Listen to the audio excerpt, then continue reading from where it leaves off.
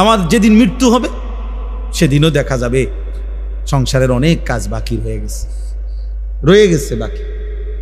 হয় চেয়ারের ফায়া ভাঙ্গা, জানালার ছিটকারি ভাঙ্গা, হ্যাঁ, সোফাটার মধ্যে বার্নিশ করলে বালা ছিল, ফ্রিজের তলে দিয়া পানি ভরে, নুন নাই, তেল নাই, সাবান নাই, এই না?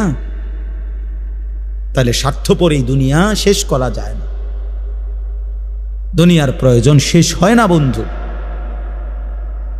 এই বিদেশ প্রবাসী, আহা কি পরিমাণ মায়া লাগে। 12 ঘন্টা ডিউটি করে আবার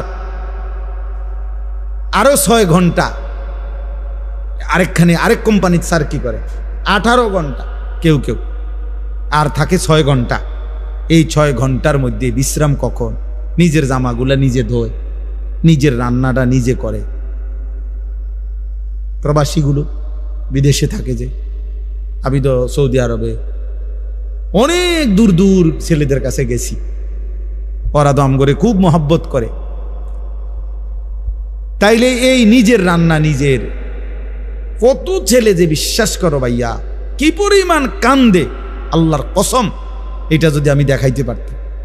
এখান থেকে এটা বিদেশ অনেক কষ্ট, এই কথাটা কইলো তুমি বুঝদা না ভাইয়া, অনেক কষ্ট। এটা কইলো তুমি বুঝদা না, এটা কইতে তো 1 মিনিট লাগছে, আর অনেক কষ্ট। তো বাস্তবতা হইলো তার চাইতে অনেক বেশি কষ্ট। এই প্রখর রৌদ্রে, এই তীব্র রৌদ্রে, বিশেষ করে 12 ঘন্টা ডিউটি করে আসার পরে যখন একটা ছেলে বা একটা যুবক, তার একজন আপনজন কেউ নাই, আইসা নিজের 1 গ্লাস পানিটাও নিজে নিতে হয়, তো মনটারে হাহাকার লাগে যে আর কেউ তো নাই আমার। অথচ 28 বছর বিদেশ করতেছে। এক ছেলে দেখা হইলো লাস্টের দিকে, ওই আমার দেখে জড়াই ধরে কানতেছে। আমি বললাম, বাবা তুমি আজ কতদিন হয়েছে আইসো?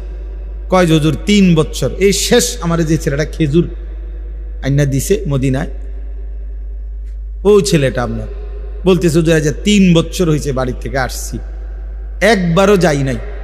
আমি যাইবা কখন? কয় হুজুর একটা আইডিয়া করছি যে ঋণগুলো করছি, আরো 3 বছর যদি বিদেশ করি তাহলে ঋণগুলো শেষ হইব, তো আশা আছে হুজুর এরপরে যাবো।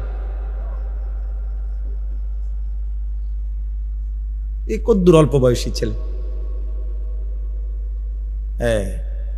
ভাইয়া এই জন্য সে যাইয়া হয়তো অনেক দুঃখের কথা বলে না বাড়িতে, যে মা কানবো, বাপে কানবে, বা বউ বাচ্চারা কানবো।